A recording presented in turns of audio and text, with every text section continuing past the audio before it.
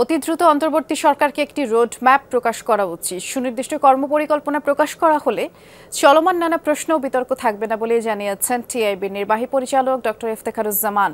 Sandalina so, রূপচর্চায় আভিজাত্য। সকালে Dhanmondi Midas সেন্টারে নতুন বাংলাদেশ কর্তৃত্ববাদী সরকার পতন পরবর্তী 100 দিনের উপর পর্যবেক্ষণ এই শিরোনামে একটি গবেষণাপত্র প্রকাশ করা হয়। আর সেখানে সব কথা বলেন প্রতিষ্ঠানটির নির্বাহী পরিচালক। গবেষণাপত্রে উল্লেখ করা হয়, প্রশাসন পরিচালনার বিভিন্ন ক্ষেত্রে অন্তর্বর্তীকালীন সরকারের দক্ষতা ও কর্মপরিকল্পনায় ঘাটতি দেখা গেছে এবং আইন শৃঙ্খলা পরিস্থিতি এখনও স্বাভাবিক হয়নি। দ্রব্যমূল্য নিয়েও জনগণ সন্তুষ্ট নয়। তবে এসব নিয়ে খুব বেশি উদ্বিগ্ন হওয়ার কারণ নেই বলে জানান ডক্টর ইফতেখারুজ্জামান। বলেছেন, বাজার সিন্ডিকেটের শিকড় অনেক গভীরে।